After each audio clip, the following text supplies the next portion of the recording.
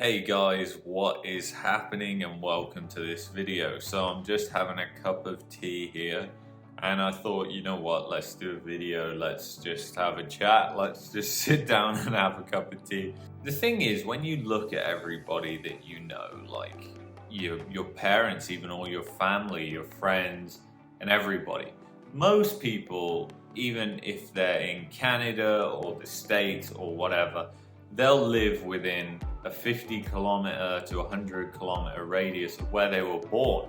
They never even venture outside of that zone. You know, there's probably around about 20% of people that will move further afield than that. And then there's even less percentage when you go into people moving to a different country. You're probably talking about, 2-3%, if that, of people that you know in life that have done this. And the thing is, people you meet who've had the chance to move to another country and they haven't done it are full of regret. Always full of regret. And this is why I would say, if you have the chance, even if you're in Canada, you have the chance to go to the UK or Germany or wherever it is. This isn't just a video on UK to Canada. This is a video for anybody. But if you have a chance to go to a different country, to move to a different country, take that chance, take that opportunity and grab it and just embrace it and go for it, because it will become one of the best experiences of your life. I mean, even if it all goes wrong and it's horrible and you end up moving back, at least then you have a sense of gratitude and thankfulness that you would have never had if you hadn't have been on that journey. And that's the thing, guys. It's not all about coming out and being successful and all of that. A lot of people move to different countries and they go back. In fact, it's staggering the amount of people that move themselves, they move their family, they move everything to a different country, and then they move back. Now, when we moved here, we didn't even have the security of being able to stay here forever or anything like that. We had to create that security. And there were times where we wanted to move back to the UK too, and every expat goes through that. When things get rough, you just think the grass is greener on the other side or whatever it is.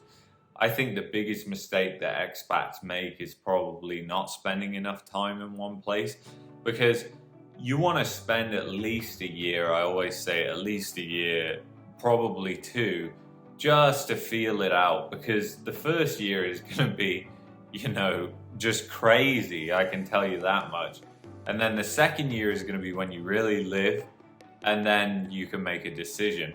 If you just move somewhere and then you move back within 6 months, you never really experience the place as if you were living here. And when you move to a different country as well, you realize that you can move to any country you want. Canada was insanely hard to move to. For us, it was a lot of work, and it was a lot of nail-biting applications and all kinds of things where we thought we would have to move home and all kinds of stuff, but we did it. And you know what? That doesn't mean Canada's the end. There's other countries that we want to move to too. And we just love the sense of uncertainty when you move to a place. The human needs, one of the core human needs is uncertainty, believe it or not. And a lot of people don't seek it out, and I never used to seek it out in life. And then I realized that actually there was a sense of uncertainty that I was always subconsciously seeking out by moving to a different country or whatever. And I'm very much of a believer, if it's not working, do something else. Don't just sit there. So many people are just in jobs they don't like, they work with people that they don't like, and they don't do anything about it. They just complain about it. And then they go home, they have some drinks, they numb themselves, and then the next day they're back, same shit. And it's just this loop, and they're never actually living. And it's sad, but that's not the way I wanted to live. I've always been a person of, if something isn't right, if I don't like something, I'll just go. It's always been like that in my career as well. when there have been things that haven't been working, I've just left. Like one time I had 2 job offers in the UK, and I went to work at this place. I was about a week in, and I declined the other job offer because I took this one job. And I was about a week in, and I realized it was a mistake. And I admitted it was a mistake. So what did I do? I changed it. I actually called the other people who had offered me the job. I asked if they would consider me again. They had a talk about it, and then they said that they would. So I left that company. I'd been there 2 weeks. They were stunned. It was one of the hardest things I've ever had to do, actually, because they were nice people, but it was just such a small organization. It wasn't what I was expecting, and they kind of sold me off something else. But this is just like any story in life, where I could have just stayed there, and most people would have stayed there, because the pain of telling them that you are leaving after such a short period of time just outweighs just, sticking it out. But the thing is, sticking it out is just a recipe for never being happy, never being content, and never having what you want. If you want my honest advice, and you want to model somebody who has successfully moved to another country, because, that's one thing that I have successfully done, and there's going to be other countries that I move to too, then remember this. If you don't like something, just change it. You have the power to change whatever you want in your life, whether you use it or not. And there's always going to be this factor in your head, which is going to be like pain or pleasure. Does the pain outweigh the pleasure? And you have to override that a lot, because a lot of the time the pain is going to outweigh the pleasure. This book that I was reading, funnily enough, talks about this. Short-term pain leads to long-term pleasure. Short-term pleasure leads to long-term pain. Think about smoking, think about drinking. These are things that we do for short-term pleasure, and they lead to long-term pain, disease, and all kinds of other things that go wrong in life. So when you think about that, it is truly making ourselves uncomfortable, taking ourselves out of that comfort zone. Whatever it is, we have to push ourselves to do that. Because if we don't push ourselves to do that, then we'll just never be happy. Because every time we push ourselves outside of our comfort zone, if you imagine with this bubble, you're expanding that bubble.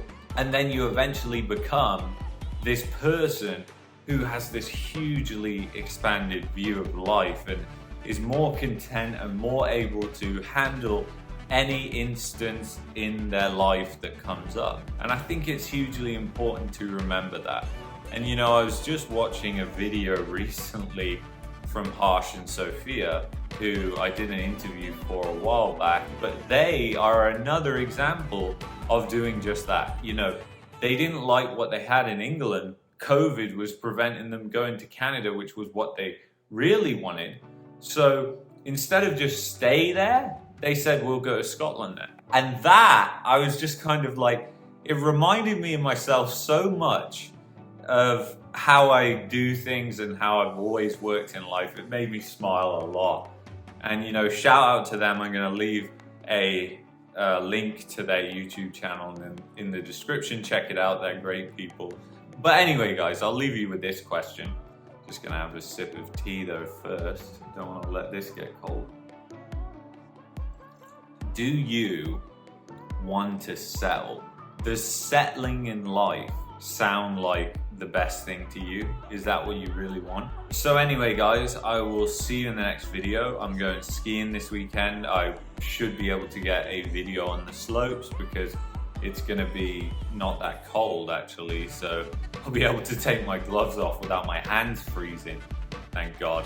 I'm going to go skiing at the weekend. They're getting tons of snow this week, so it's going to be awesome. And then on Saturday, we're going to be going for a bike ride. So you might see a mishmash of that.